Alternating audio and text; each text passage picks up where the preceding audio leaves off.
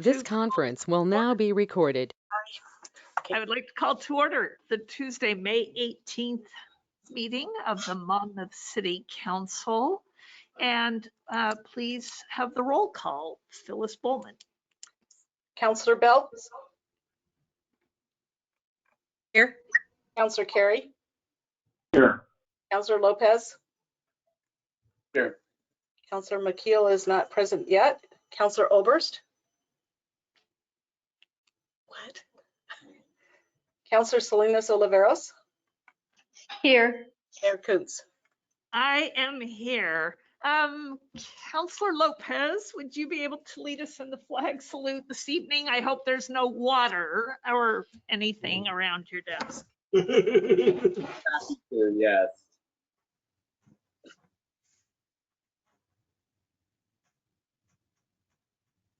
I pledge allegiance to the flag of the United States of America and to the republic for which it stands, one nation, under God, indivisible, with liberty and justice for all.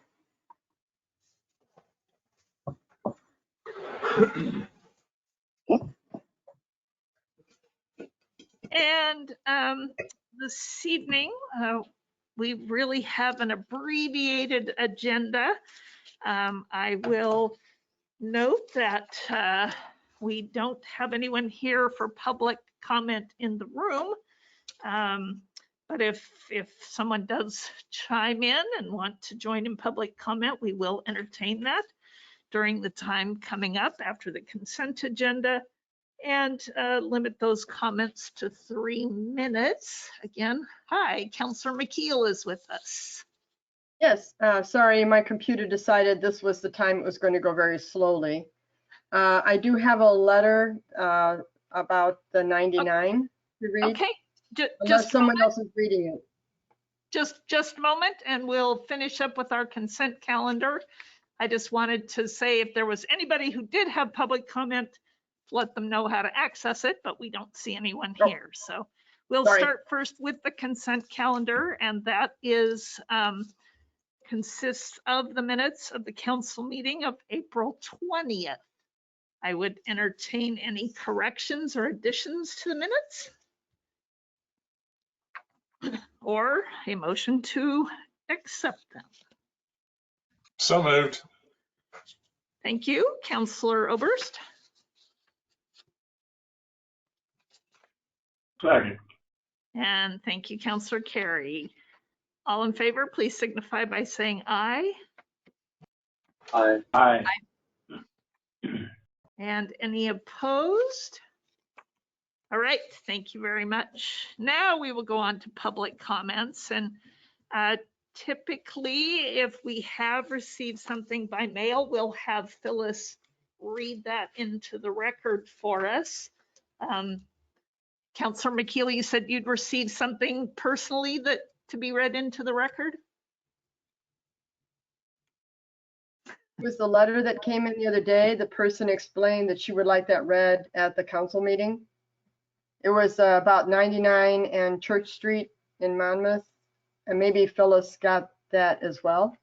Yeah, we all got a copy of that. So, and we've responded already to that. So we treated it as a request for information, and that person has gotten a response from actually both Chief Haynes and from Russ Cooper. So. Okay.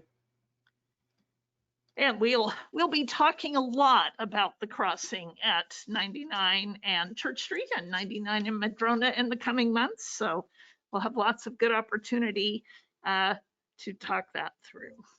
Phyllis, did we receive any other public comments? We did not, Mayor Kuntz. Thank you.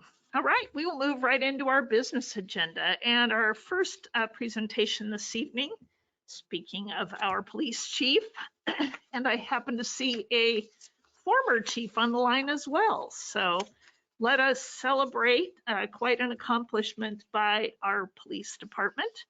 And Chief Haynes, you're up. Thank you, Madam Mayor and members of the council. Tonight I'll I'll start by introducing a couple people. Scott Hayes is here. He's the executive director of the Oregon Accreditation Alliance. And I think he'll start today by telling us a little bit about just the accreditation process, and he's got a presentation. And before I turn it over to him, also I want to just introduce Sergeant Kim Dorn for those of you that don't know her. She's here and she's our accreditation manager, and she was an integral piece to this process. We couldn't have done it without her. And then recently retired Chief Daryl Talon. This was his vision, I think, since he became the chief. I think he's been on the board since I think 2003 or somewhere around there. Chief, you'll have to correct me if I'm wrong, but for quite a long time. So this has been a long time coming. We're super excited. And with that, I'll turn it over to Scott Hayes. Good evening, Madam Mayor and City Council members, and both chiefs and Sergeant Dorn. My name is Scott Hayes. I'm the Executive Director of the Oregon Accreditation Association. Today, I'd like to thank you for giving me the opportunity to speak tonight on behalf of our association and for the Monmouth Police Department. As you are well aware, law enforcement right now is experiencing a lot of social change with increased demands of and accountability and transparency. In the past, our profession has always addressed these challenges and worked with our communities to address our concerns. Accreditation is one step towards building community trust, legitimacy of our profession to ensure that what we do is in the best interests of our community. The accreditation goals are fairly straightforward.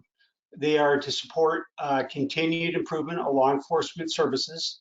They are to establish best practice through professional standards, to establish agency accountability and transparency, and enhance management of operations. When I talk about best practice, we are not only looking at best practice for what is the best in Oregon, but we are looking at best practice nationwide. And we are a part of AccredNet, which is a larger association of state accrediting bodies across the United States. So we really form quite a large network.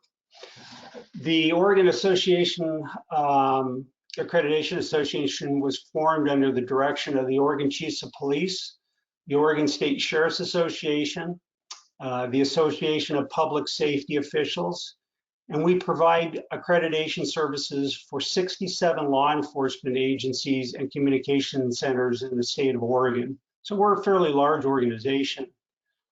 Tonight, we would like to recognize myself and the board of directors, the accomplishments of the Monmouth Police Department, who have achieved their first award of accreditation under the leadership of Chief Talon. I'd also like to recognize not only the efforts of Chief Talon, but also of Sergeant Dorn, who worked with us very diligently to be able to fulfill all of the requirements of the Oregon Accreditation Association. And basically there's 105 standards that have to be met. And along with those standards, there are a number of bullets which have to be met to ensure not only that there is policy for each and every one, but also that the agency provides proof of compliance, that in fact they do exactly what we are asking them to do. Accreditation is something that it's not just put on the shelf. In fact, every 3 years we come back and we do a reassessment of the agency to ensure compliance with our standards and any new standards that we determine is necessary based on national and local, state and federal laws. Chief Talon, I would also like to note, is and has been a long-standing board member of the Oregon Accreditation Association. And so we greatly appreciate the work that he has done in providing the board, which is a 20-member board of chiefs of police, sheriffs, and communication professionals over his career. And again, a lot of credit goes to Sergeant Dorn, who was the person behind the scenes doing a lot of the work, I think. So I'm sure the chief had something to say with a lot of this too. So on behalf of the Oregon Accreditation Association and the Board of Directors, we do recognize the efforts of the Monmouth Police Department to open their agency up to an outside agency to come in and scrutinize them. So with that said, unfortunately, I cannot be there in person, and I cannot show you the presentation plaque which they have. Perhaps, oh, yes, Sergeant Haynes has it, and he is displaying it now. And there will be many more to come. So I appreciate all of the agency's efforts and that of your community to allow us in to review the Monmouth Police Department. Thank you. And if you have any questions, I would be more than happy to answer them. Lots of clapping. Good, good, good. Yeah, I know this has been a long-standing dream, Daryl. Congratulations. Do you have anything you'd like to say about this, Chief Talon? Are you able to hear me? Yes. Good. Yes, I'd like to just say how proud I am of the Monmouth Police Department. As was said earlier, this was a goal of mine from many years ago when I began my position as a chief of police. And we worked as a team. Everybody in our department worked very diligently toward receiving this award of accreditation. Took us probably a lot longer than normal, but we stayed at it and we worked at it, and it was a goal of ours, and we finally achieved that goal. And I'm super proud of the agency, and it's kind of the cherry on top for my career that I had it as a goal, and we were able to meet that goal. And many thanks to everybody involved, but big thanks to Sergeant Kim Dorn for working so hard, especially over the last few months of my career, making sure she came to me more than once and said, Chief, we're going to get this. We're going to be awarded accreditation before you retire. And she worked hard and got that done. And I'm very thankful for Kim's work. But I'm thankful for the entire department. It took everybody to get this done, and I think only somewhere around 45 or 46 agencies in the state of Oregon are recognized by the Oregon Accreditation Alliance that are accredited, and so I feel like we're part of that elite group. As our executive director just mentioned, that we have to meet over 100 standards. And we prove that we meet those. We have our policies in place, and it's not something that we just sit back and say, now we have the award. It's something that we strive to continue to make sure that we keep our policies updated and that we continue to meet those standards and those best practices.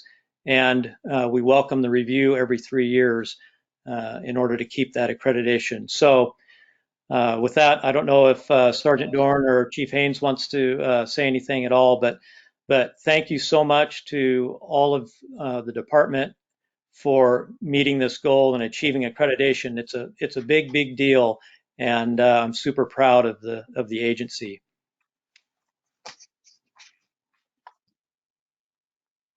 Sergeant Dorn?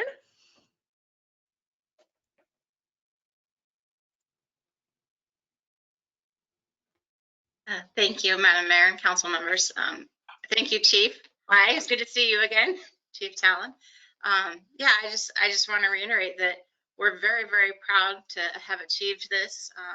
It took a lot of effort to prepare for the computer side that they did, looking at all of our proofs, and then the on-site that we had. But really, I have to say that our agency was already following the standards. We already had the policies in place. They needed a little bit of touch up. It was just us proving to OAA that we met these standards and that we would continue to meet them. And that's because our officers do such a great job, and we have great leadership, and we were already, like I said, doing what was asked of us to be proved to them. So yeah, it was a little tedious to show them that proof, but we were already doing what we needed to be doing. So I'm very proud of all of our staff and all of our officers, and of course of Chief Talon and Chief Haynes and all of our leadership as well, that we've accomplished this. Excellent. Any questions or comments? Councillor Oberst? I just want to congratulate Chief Talon. I know during my time in the middle seat, Madam Mayor, he mentioned more than once trying to get this accreditation, and I know the lift that this was. And I just want to congratulate him on what a nice way to slide out the door and into retirement to achieve that long-term goal. And just, great job. And Mr. Hayes, I'm curious how many cities our size have achieved accreditation. Is this unusual for a 10,000 resident city to be accredited? Or, just curious. I don't have the exact facts and figures. What I would tell you is of the 67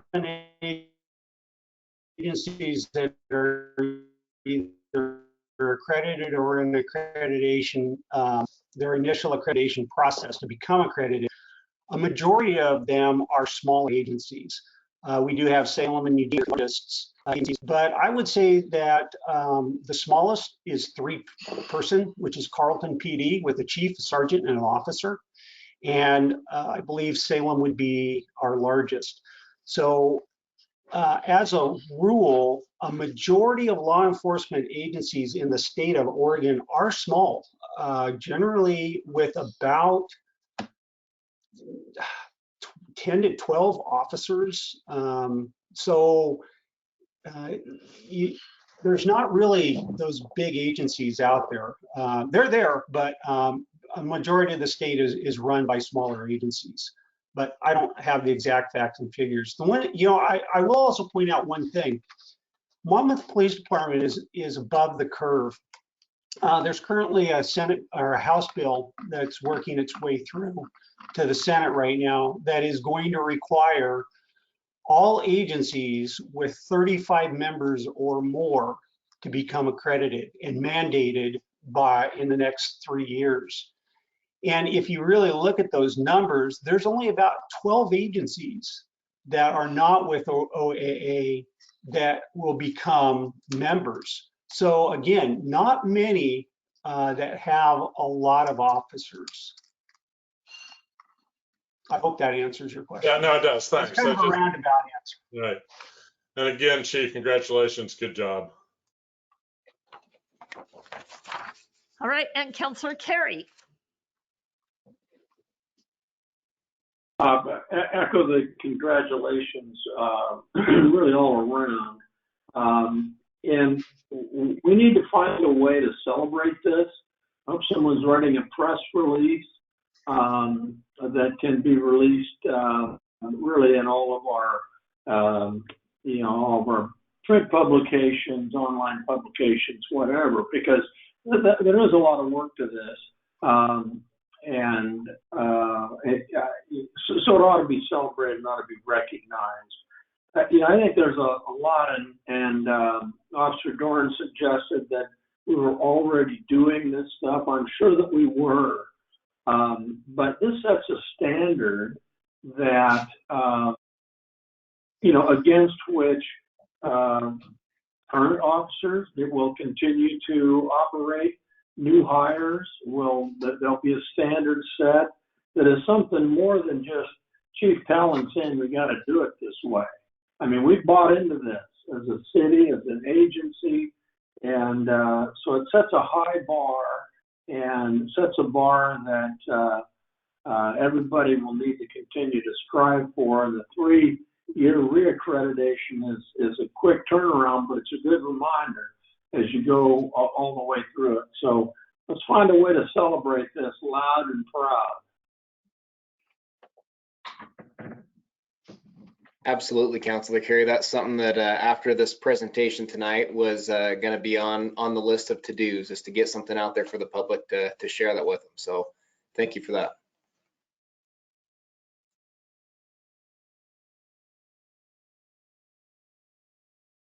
All right, thank you very much for joining us this evening, Mr. Hayes, and thank you, Daryl. Good to see you, and thank you, Sergeant Dorn and Chief Haynes, for being here so we could recognize and celebrate the hard work, and look forward to how we maintain that and continue to be a shining star in the organization and represent our community well. So thank you. Thank you, Madam Mayor. All right, we have one other piece of business this evening, and that is really discussing the climate resolution. Drafts of this have been before us, and we've met with a local community task force. They have continued to work and refine sort of what they are hoping both Monmouth and Independence can do at the local level. And I want to thank our city manager, Marty Wine. She was able to take a couple drafts of this and come up with what I think is a really good option for us to consider coming out as a statement about how we do want to back up our value regarding sustainability, and particularly with contributions to deal with climate crisis. So Marty, do you want to introduce us a little bit? And we actually do have it drafted as a resolution. If folks are comfortable with the language, hopefully we can move that forward this evening. Thanks. Madam Mayor, you've just given my staff report. I'm so good. I actually don't have much to add beyond what the mayor has said by way of introduction. You have before you a draft resolution recognizing the global climate crisis. This has come about because the council has been asked to consider a resolution by the Community Climate Task Force. And also you've had these discussions about sustainability related to your values most recently. So I really don't have that much to add, except I would be interested in hearing discussion from the council and take any input or amendments that the council would be looking for so that the resolution can reflect what you want it to say and set a path for us as we embark on a climate action plan effort later in the year and continue to work with the community task force, the climate action task force. Yes, Councillor McKeel. You know, I read this twice. I think this looks really good. I'm ready to do a motion if that is, unless that's too soon. Councillor Oberst. The only change I would make is section 4 where it says magnitude and effects of global warming, because this is really climate change. It's not necessarily warming, it's shift in climate. Warming some places, cooling others, changes in rainfall, on and on. And that's the only criticism I have of a marvelous piece of work, Manager Wine. Well written, well done. Appreciate the effort you put into this. That's just one of those ones that it was held up for a long time as global warming, and need to cover a broader range of bases on that one. Yep, good catch. Others? Yes, Councillor Carey, then Councillor McKeel, and then Councillor Lopez. I have a couple questions. One, well, and I guess an edit, and I would also go to section 4. And one of the things that we don't really, we don't get much on the specifics, and I know this is an overarching deal, but one of the things that, and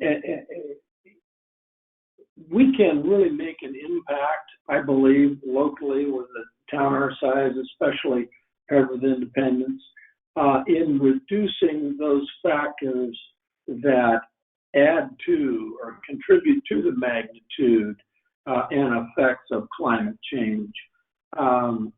You know, in the initial draft, it was talked about, well, we're going to reverse that. You know, I'm becoming a little more aware of the magnitude of this. We won't make a dent.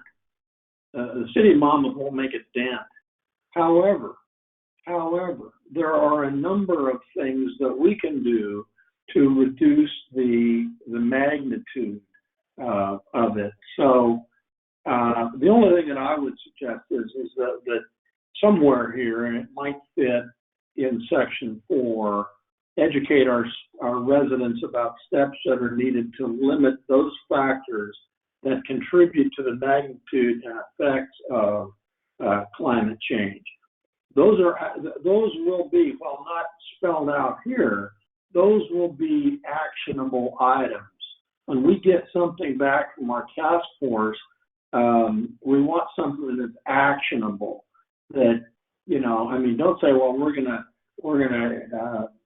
you know, make sure we don't fall below 1.2 degrees centigrade, because Monmouth will not have an impact on that. But there's a lot of things, if we believe the idea of thinking globally and acting locally, that would give us some good attraction with our members of our community. Now, then, so that's a friendly amendment, I hope. And then what I'm a little, it doesn't really spell out where we're going with and how the joint group will be, which I think is a good idea, by the way, a joint group with independents. And what would become then of the community climate task force? I guess, and that's only partly rhetorical, because I don't know that we want to just carte blanche accept what's, you know, what was formed by volunteerism and interest. So I guess those are questions, logistical questions, that are easy to solve, and good, I'm excited about this.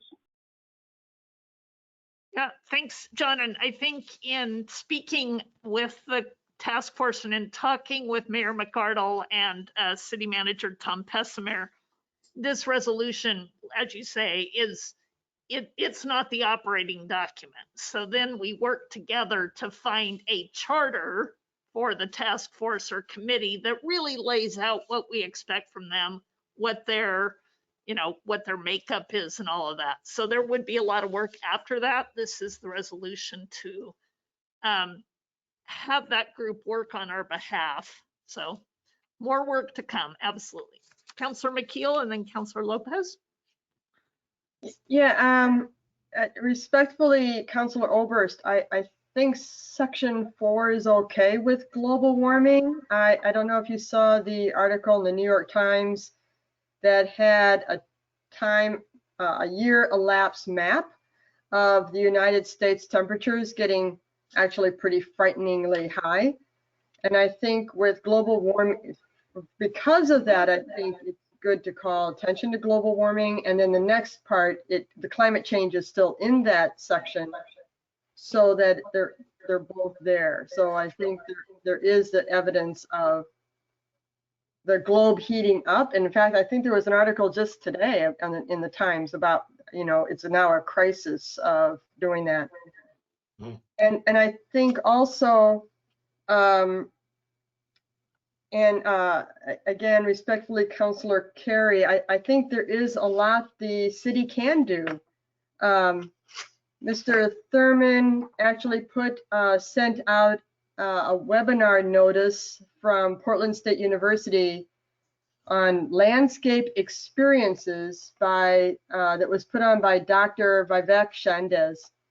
And he showed how the temperature in the city can be decreased by the number of trees that are planted.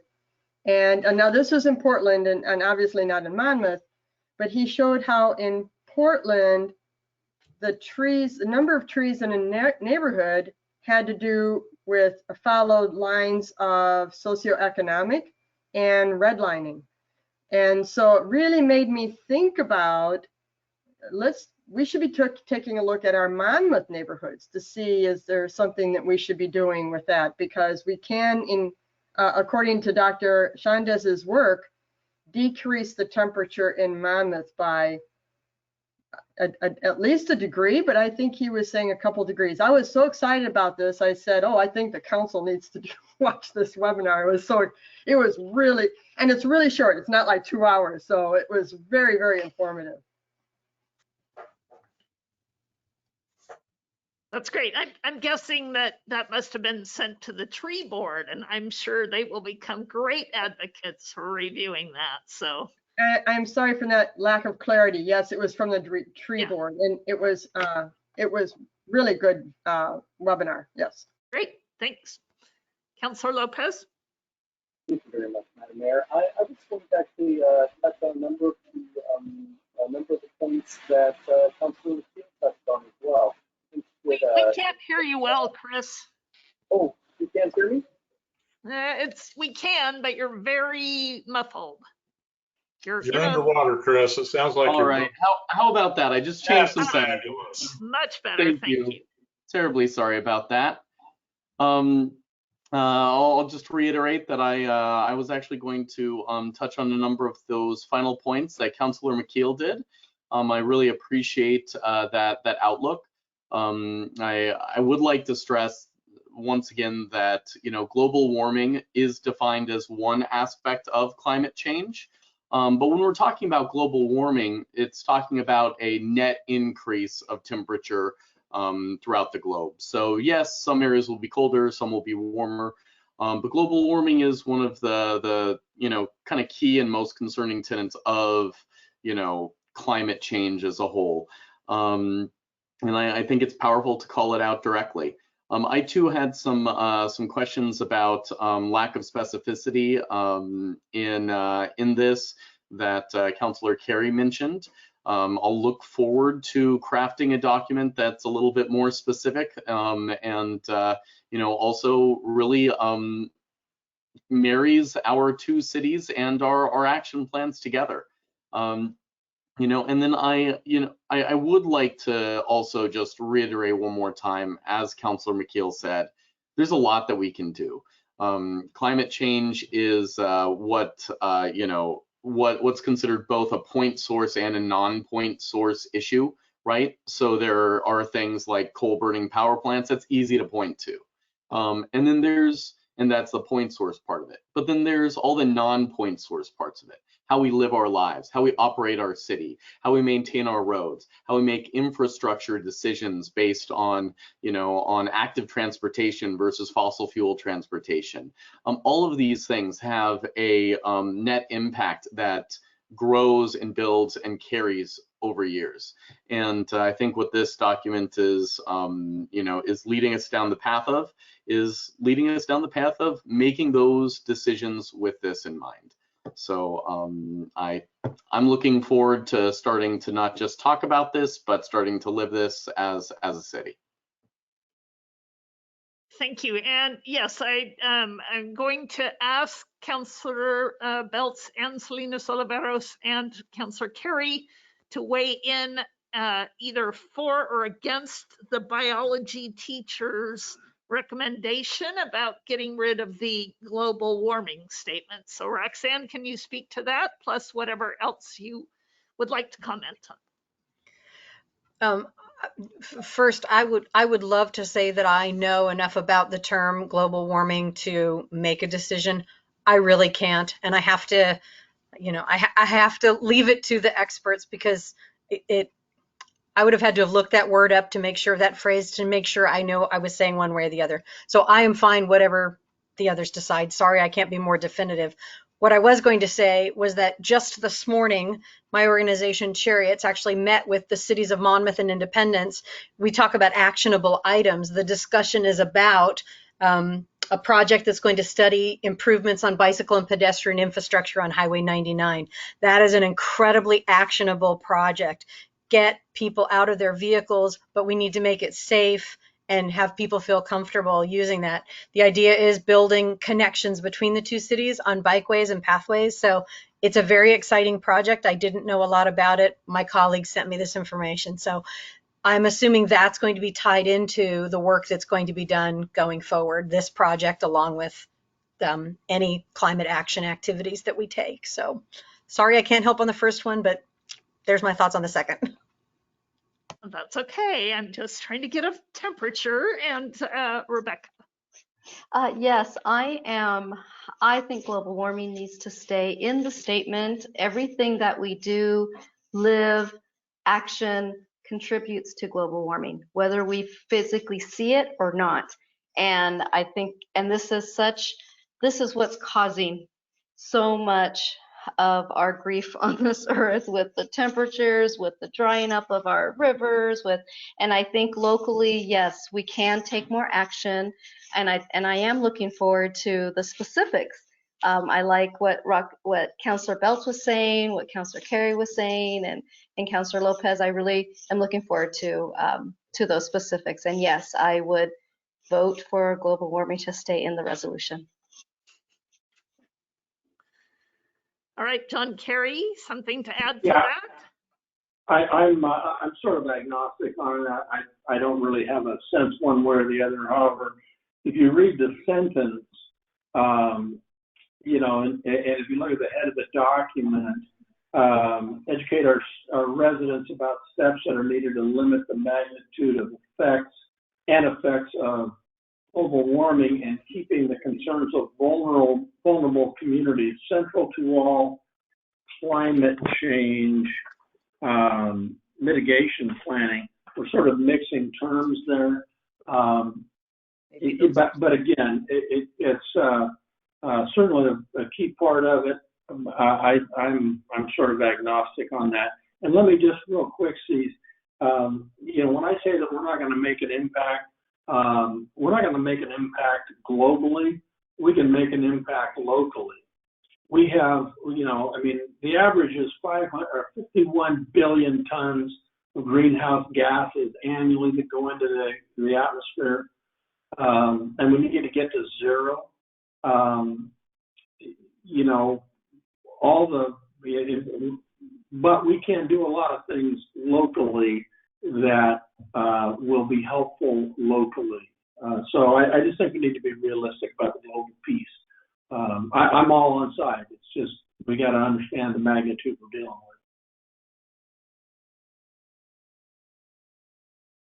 Thank you. And Councillor Oberst, I think Marty and I agree about that change to create two sections in section 4, that probably the education piece and then talking about our vulnerable communities piece are really two different things. So I think we like that change here in the room. Councillor Oberst. So I'm going to leave the biology teacher hat off and turn to member of ODOT's Climate Change Task Force for a couple of years. And the term of art continues to be climate change, which came into being because people said global warming. And people who were opposed to the whole idea would show up with snowballs at meetings and say, yeah, global warming, right? And so the term global warming went away to some extent as a way to rebut that and to say this is about more than warming in some places, it's about change in climate. Overall, the world's warming, but it may result in a really bad winter, as the folks back east can tell you from this year. As Texas can tell you from their experiences this winter. And so yes, overall the planet is warming. The result of that is that the climate has shifted in a number of places and changed both warmer and colder in a given location. So you know, I will leave it at that and just say, you know, that doesn't matter at the end of the day. I think the document is strong in the way it's worded. Term of art is climate change as far as I know still. Yes, Councillor McKeel, one more comment, and then I think we'll give direction to get this redone, but go ahead, Councillor McKeel. No, I just wanted equal time as a former second grade teacher. That's all.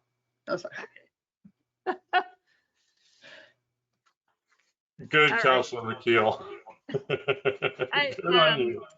Yeah, I think we call out carbon footprint in a couple of places. We talk about some other specifics. So if it's okay, Councillor Oberst will leave global warming in this one spot and everything else will refer to climate change.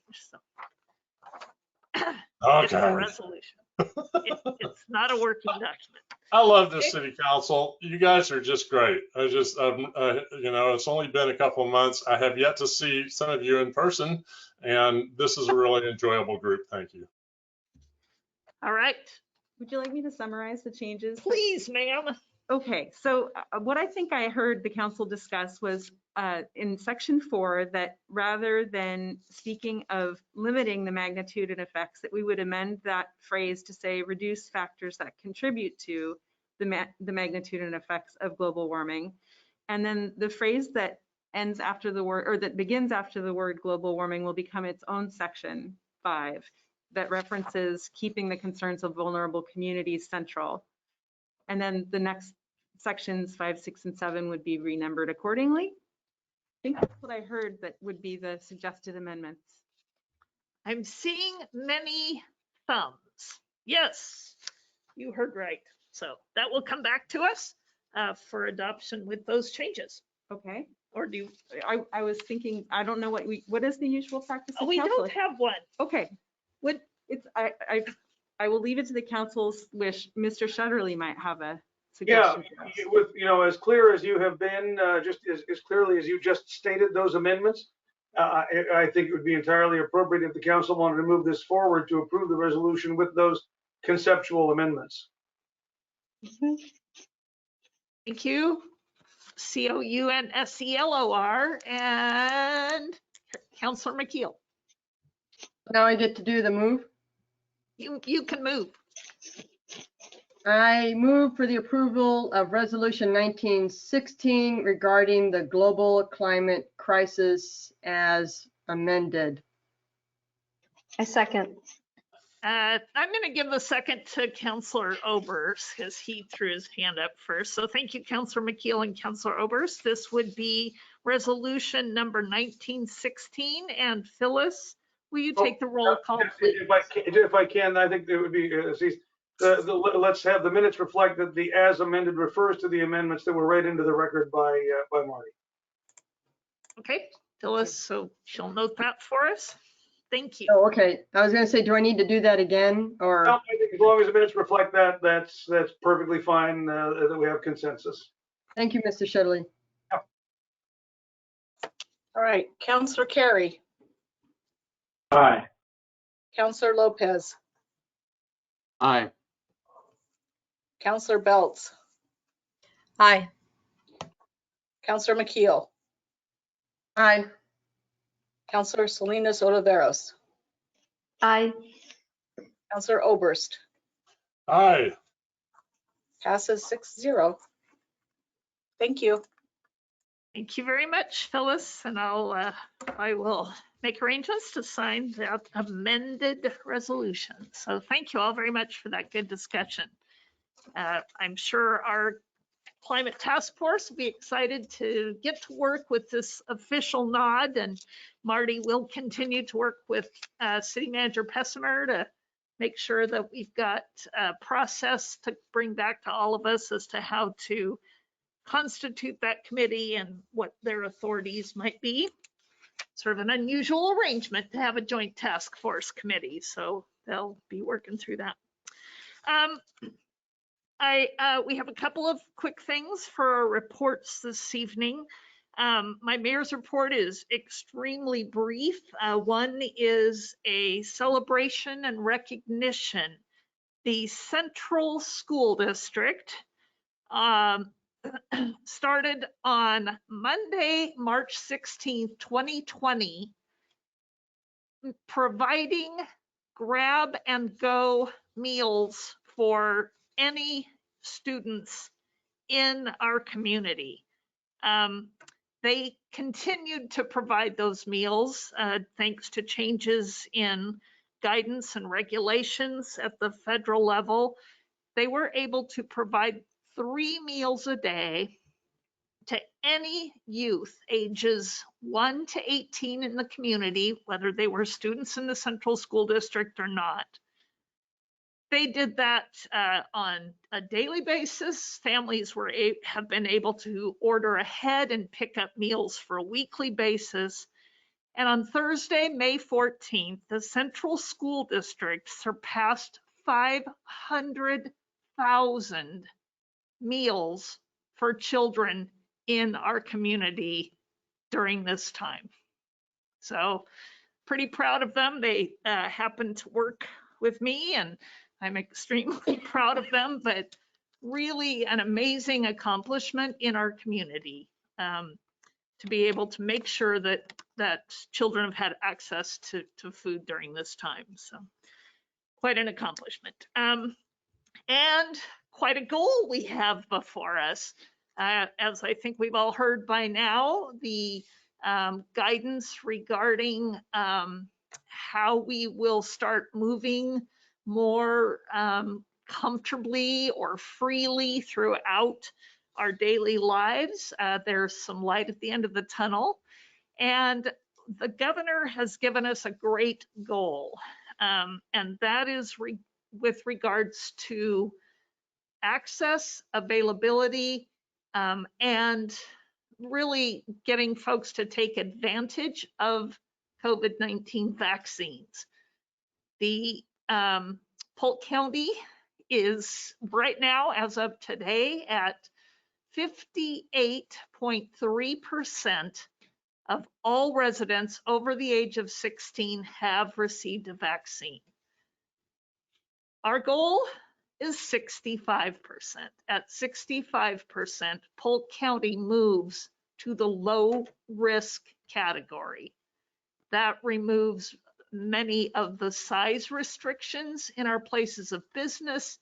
It removes the risk, right? It increases the chances that the folks we are with in our daily lives taking potential risks such as eating, drinking, being in places without masks is greatly reduced if we can reach that 65% level of vaccines. Our neighbors to the south have done it. Benton County is over 65% of their population ages 16 and older have received the COVID vaccine. Their restrictions have been lifted. Hood River County is another. I think Lincoln County is there. And a couple others are really close. I think Washington County might be there. So we're close. We're at 58%. We're in the top 10, Polk County. So we can do this. Salem Health is continuing their mass vaccination clinics at Western Oregon University. They are available to all ages 16 and up because they do have the Pfizer vaccine. Actually, it's now 12 and up. As of last week, ages 12 and up can get that Pfizer vaccine at Western Oregon University. And every shot that we can get in arms helps us reduce the risk to our vulnerable populations and to the rest of us. So can't wait to see us work together to meet this goal, to get this thing done. And I want to also point out Salem Health is starting to do a lot of other mobile clinics. They have organized a third clinic at St. Patrick's Church. They have reached out to migrant farm camps already, and they will be holding a clinic that I'll be announcing in a central school district school. So we're going to get an opportunity to get a lot more folks on nights and weekends who can get opportunities to make things safer for themselves, their families, and the rest of our community. So go Polk County, let's do this. I also have one appointment tonight. We received the gracious resignation of Steve Milligan, who has served on the MyNet board since the time that he was appointed as a fill-in when city manager Scott McClure left. And we feel that things are in a position now that we can return to what is sort of a more traditional representation, and that is to have our city manager on the board. So I would entertain a motion to appoint Marty Wine as the city representative to the MyNet board. Councilor I Lopez. would like to move to appoint Marty Wine as the city representative to the MINET board. I second that. All right. Thank you, Councilor Lopez and Councilor Belts. All in favor, please signify by saying aye. Aye. Aye. Aye. Aye. And any opposed? All right. Thank you very much. You're official. Thank you. Thank you. We also have a representative on the MINET Finance Committee, and we did have a resignation there. So if you know of anyone who would be a really good representative and voice on the MINET Finance Committee, let us know about that as well. It's a little bit less formal process, but we want to get somebody good in there. All right, other reports of boards and commissions. Councilor Belts. Thank you, Madam Mayor. So I attended the library board Wednesday the 12th, 7 a.m. It's a very early board meeting, but everybody's there chipper. We even bring our own donuts to our virtual meeting. Just a couple updates from the librarian. Curbside pickups for hold process has changed. It's now available Tuesday through Friday, 10 a.m. to 4 p.m., same time that the phones are on. Patrons drive up to the front of the library and call when they get to the library. Then staff finds their items, checks them out, and then delivers them to the patron curbside. They have a water bottle filling station to replace the drinking fountain. It's now on back order, but when it is installed, it will certainly be a welcome addition to the library when the library becomes fully open again. And then they have those Wi-Fi hotspots I mentioned. It's actually a physical item that you take with you, you check out, and it's a Wi-Fi hotspot. They are being circulated. Those were provided by Chemeketa Community College and Chemeketa Cooperative Regional Library Service by a grant. Our library has 10 of them, and they seem to be very popular. So that's my report. Thank you. Great. And Councilor Salinas Oliveros. Yes, thank you, Madam Mayor. The Historic Commission, we met on May 5th, and it is Historic Preservation Month. We have a historic scavenger hunt activity that you can download off the website, and I encourage you to do that. The interpretive displays have been placed inside the windows of Old Monmouth Hardware Building located on 215 Main Street East, and they are exquisite. They are very well done.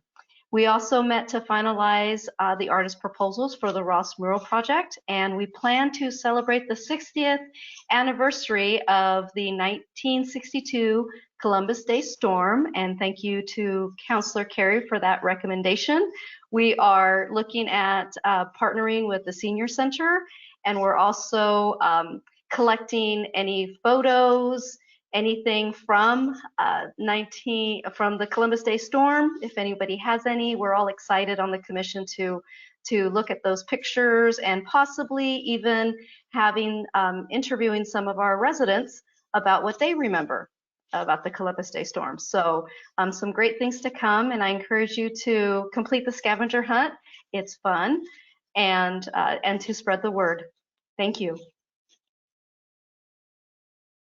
Yeah, thanks. Great idea. Councilor Carey, then Councilor Oberst.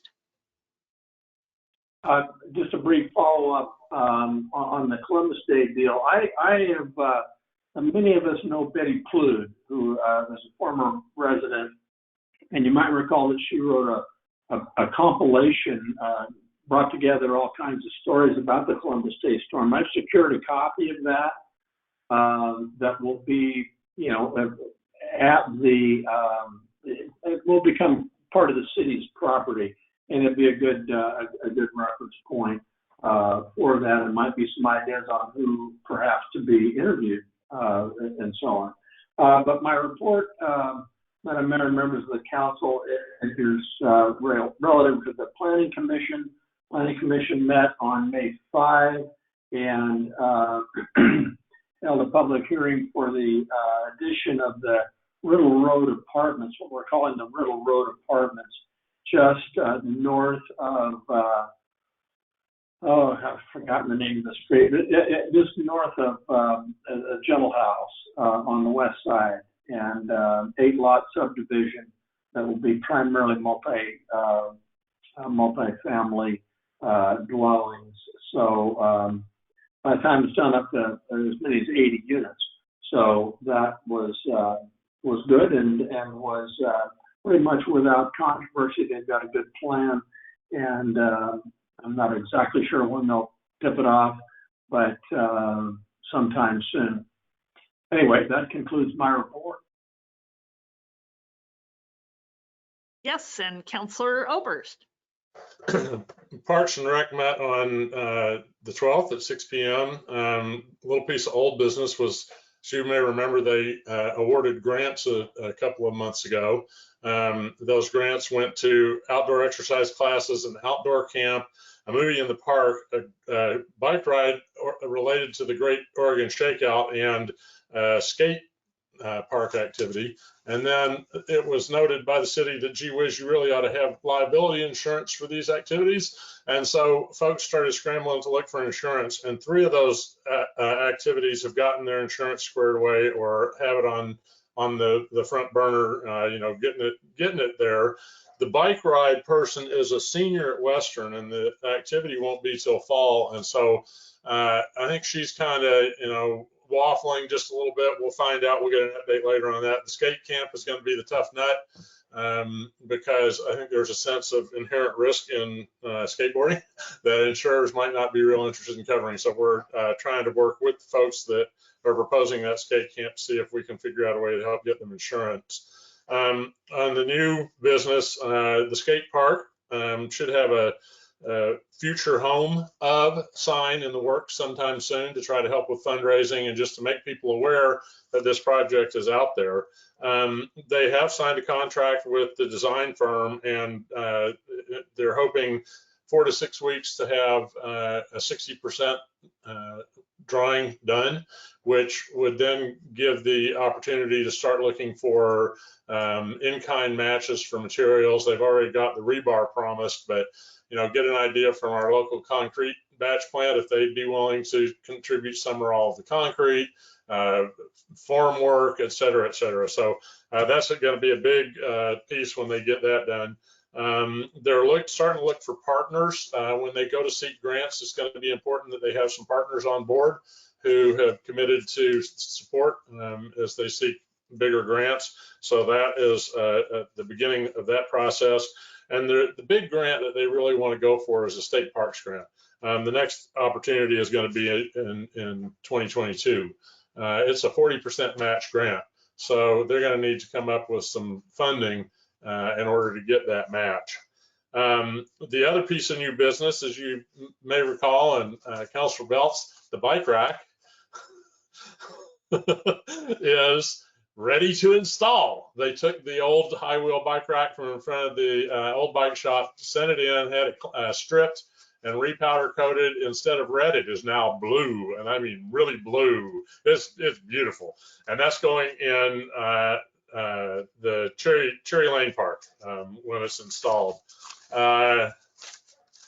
And Russ gave a little bit of a report on budget. And then I mentioned before, there were 2, we now have CYS and another group playing youth baseball. They have come to accommodation with each other on field sharing for practices, et cetera. And we have some folks who want to work out an educational display for Gentle Woods Park, particularly after the damage from the ice storm. One of the ideas was some tree rounds, which I think there's a little concern that those will all wind up in the creek, so maybe we better come up with something a little more permanent than just displaying tree rounds. Have to hear how that one works out in the long run. The next meeting of that group is on June 9th at 6 p.m. I also attended the skate park committee, and you've heard most of what is up there. They are starting to work on project milestones and updates and Gantt charts, and really trying to lay out a process going forward for how all this is going to work out. They did get a donation of $2,500 from someone in Independence, name not given, and this was a gift in memory of someone else or in honor of someone else. They're up to over $7,000 now in I think in cash money and in kind on top of that. And then they were offered a barn full of cans. And it turns out that there was somebody, and they have to move in the next couple of weeks, and so this is a scramble. But Bryce Bridbury was describing 4 or 5 pickup truck load beds full of cans to get out of the barn and return. And in the days of a nickel a piece, that's not considerable, but at a dime a piece, holy mackerel, that could be a nice chunk of change for that group. So we'll hope that they can get those out of the barn and into the redemption center and turn into cash towards the skate park. And I do not have the next meeting of that group. Bryce has taken full-time work, so it's moved from a daytime meeting to an evening meeting, and it's still a little bit of a movable feast. We'll get it figured out going forward. So thank you all for your attention on those things. I'm really excited about what the skate park's doing, and it's an organic, from the ground up, citizen-driven effort, and it's cool. They're doing good stuff. Great. Thank you. And Councillor Lopez. Yes, thank you, Madam Mayor. Madam Mayor, members of the council, I have 3 reports to make here. It's been a busy few weeks. My first report I will issue in the form of an apology. It is the Arts and Culture Commission, and they met last night at 7 p.m. I, however, did not make that meeting because I still had the old time in my calendar. The meeting has moved from Thursdays to the 3rd Monday of each month at 7 p.m. So please mark that on your calendars. Love to have anyone that's interested in the Arts and Culture Commission attend in the future, and I will see you there. My next report that I have is from MyNet. And much like the city, the MyNet has been going through its budgeting process, which is every bit as fun as the city's budgeting process. The MyNet Budget Committee met at our last meeting, and passed the committee passed the budget to be referred to the full board of directors.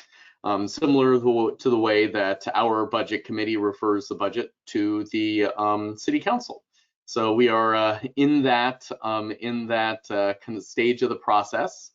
I'd like to call out a couple high-level metrics that really came to light during this. And you know, I feel very strongly that MyNet's real utility is not as a fiscal investment, but as an investment in our community. And so I normally focus on that, but I would like to share with you that MyNet has, and I'm going to read this off of a page here, that MyNet has come a long way in a not very long time. So this year, our current tracking to budget, we are 5% or tracking on 5% revenue better to budget, and 5% operating expense better to budget. So revenue's higher, expenses lower, creating an improvement to budget of our net operating income of 10%. And so that means that in the current fiscal year that we're about to wrap up, we overperformed our budget for a net gain of 10%. Now that's the current year that we're wrapping up. Let's look a little further back, and in fiscal year 2012 to 2013, MyNet posted a negative operating income of $215,000. So they lost a lot, and this is above and beyond, any not making any of the loan contributions, etc. It was in real dire straits. Now, at the end of this fiscal year, we are scheduled to have an operating income of $1,850,000, and covering the vast majority of the bond contribution, taking that load off of the city's back. And it's really in terms of, whether you measure it on a business time frame or on a local government time frame, those kind of gains in that relatively short period of time, in less than a decade, are really really incredible. So with that in mind, I'll also share with a slightly heavy heart, but also an air of congratulations to our General Manager Don Patton. He has noticed his intent to retire at the end of the year. We do not have a firm time frame, but the goal is, as stated by Mr. Patton, is fall, certainly out by the end of the calendar year. He has offered to stay on in an advisory role as needed beyond that. And so we certainly have our work cut out for us in the future as we make this transition. Don Patton has been it's really impossible to state how much of an asset and how much of a visionary and how much value he's given to our community, and as a leader in MyNet. He's really crafted it into what it is today. In happier news, I will say that we have a very stable and really excellent set of directors within MyNet. And so there's a wonderful team that he's leaving behind to carry the torch. Outside of MyNet, I'll transition to the Mid-Willamette Valley Homeless Alliance, and in that entity as well, we are dealing with our budget process. We're a little bit ahead of the timeline, and so with the Homeless Alliance, the budget has been officially adopted. So we're finally through that. I won't bore you with the details of the budget. The budget is a relatively small one, totaling in the hundreds of thousands of dollars.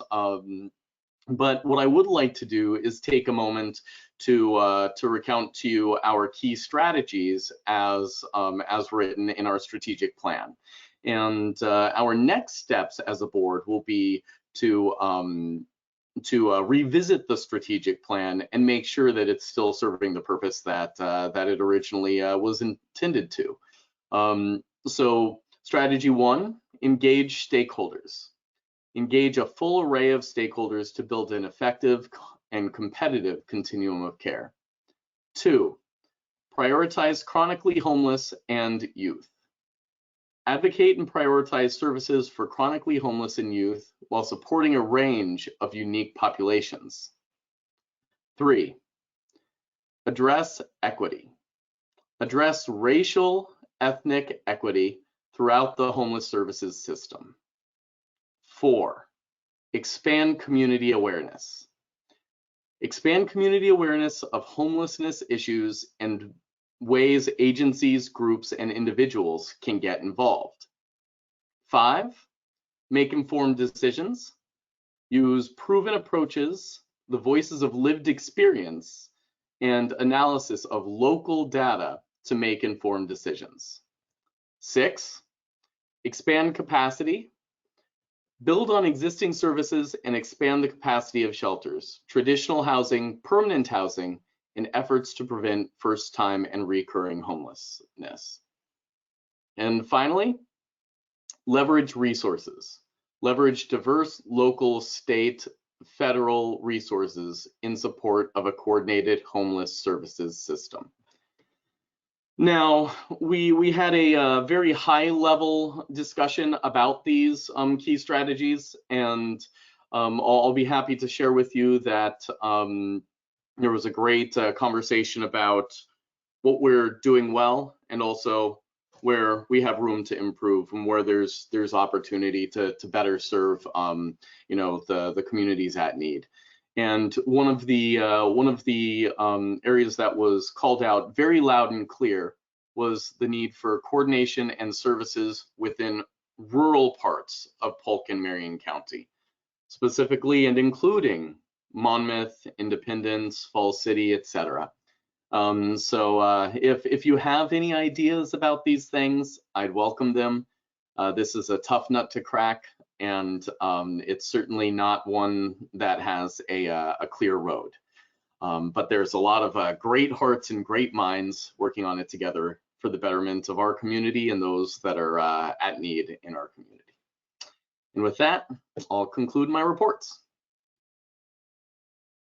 Great, thank you very much. Yeah, I appreciate the work the Homeless Alliance is doing, and I know there has been a little bit of a movement to really kind of focus on those rural issues as separate from, since we are Marion-Polk County, a little bit easier to really focus on the much more visible problems in Salem, and appreciate the group's work on that, Chris. So thanks for representing us there.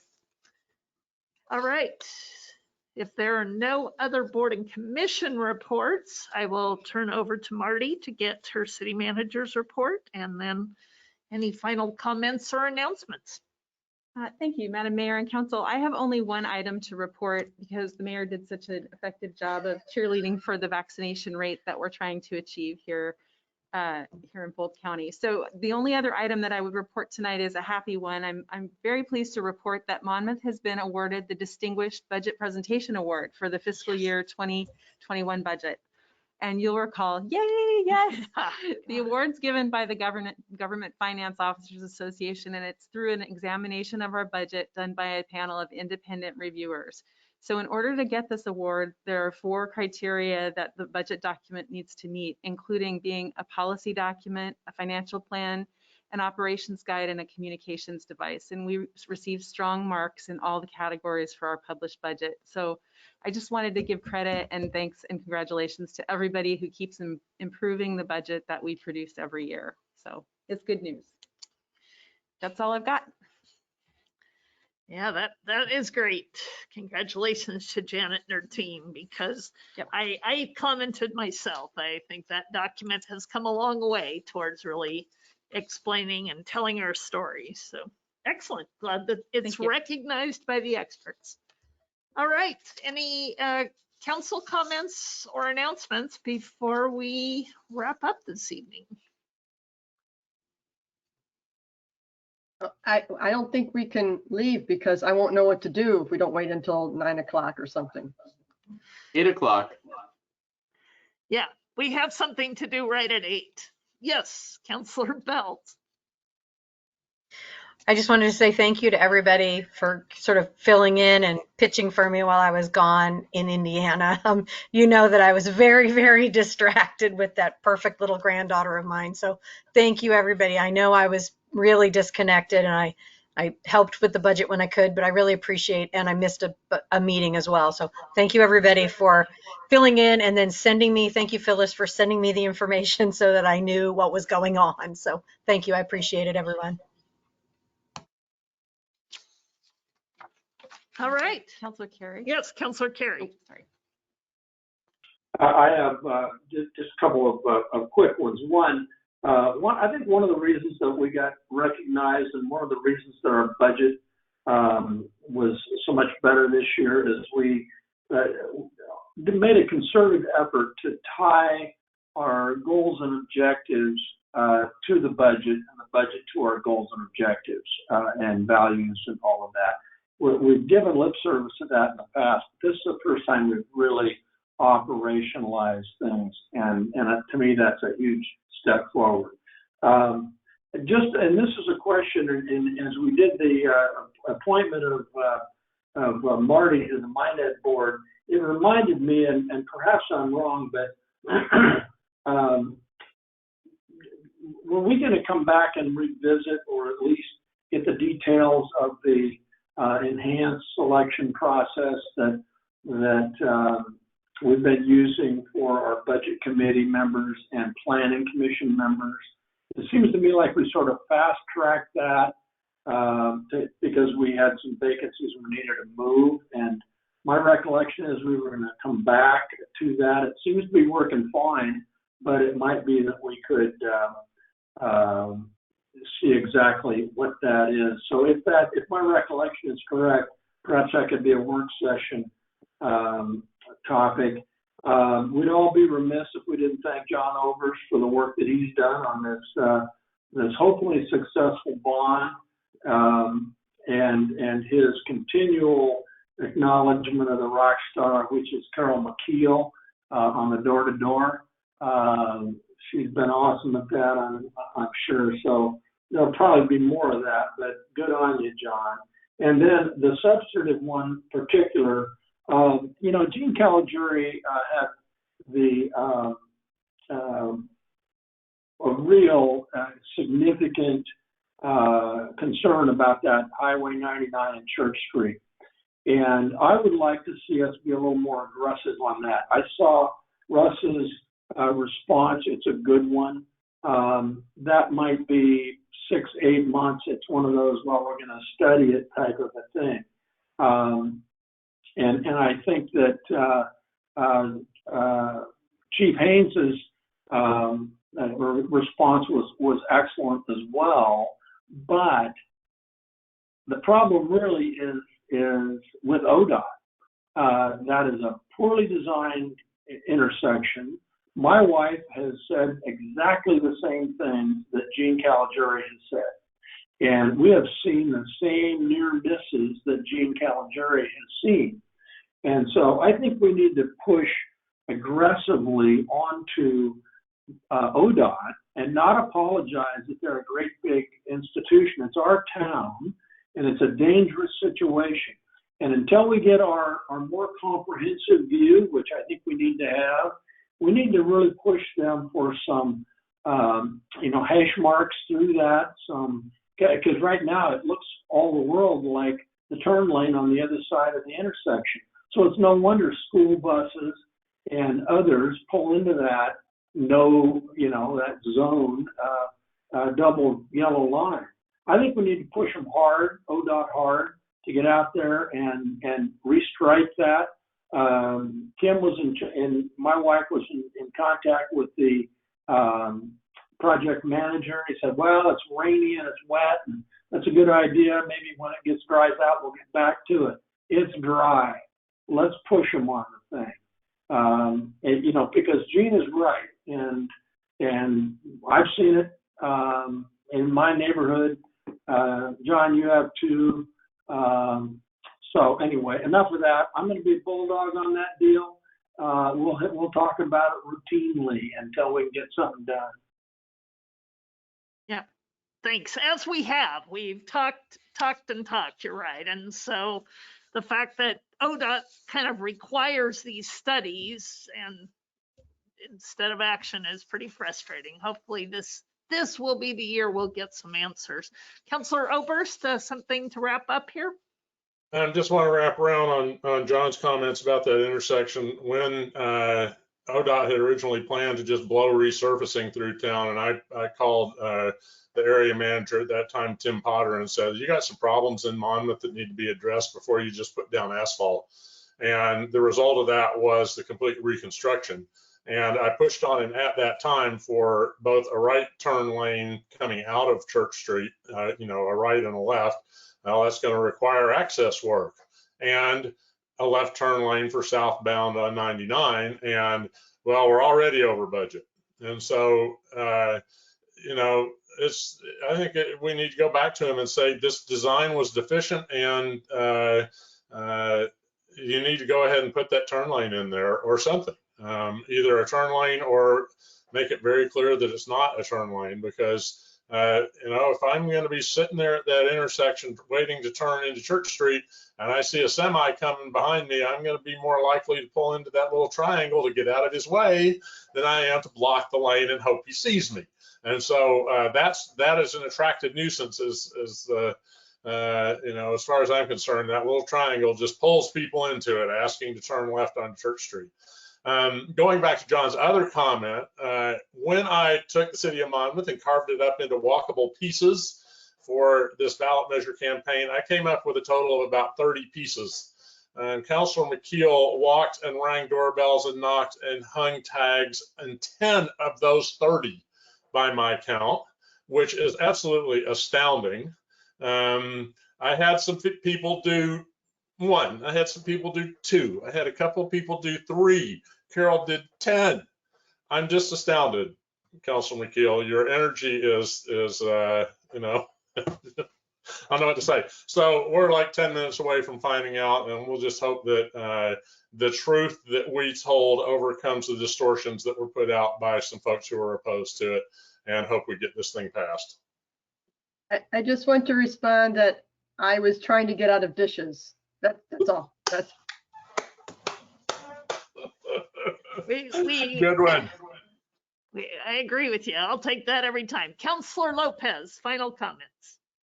Yes, thank you. I have a correction to issue.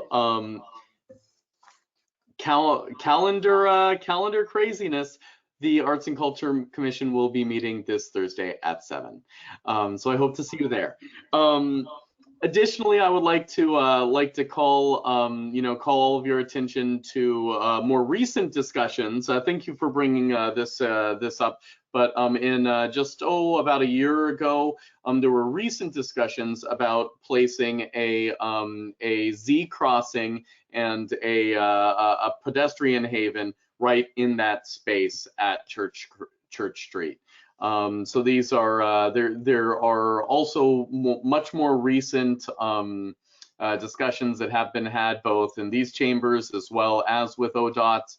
I think the point is that this crossing and this turn lane, or quote in quotes, is absolutely unsafe and needs to be addressed. Same as the Madrona crossing. And both of these are vital to the city in terms of our economic future, in terms of our walkability, in terms of our safety, in terms of our carbon footprint. These need to be priorities, and we need to not take no for an answer. And the good news is that we have rectangular flashing beacons in our budget. We just got to get them done. Just got to get approval for them so we can get them done. All right. Thank you very much, everyone. Really appreciate your work and preparation for this evening so we could get through this and enjoy your evenings. I will entertain a motion to adjourn. I'll move to adjourn. Oh. Give it to you, Chris. It's yours. Councilor Lopez, thank you. All in favor, please signify by saying aye. Aye. Aye. All right. Thanks, everybody. Good evening. Thank you. Good We are evening. adjourned. Thank you, everyone. Good to see you.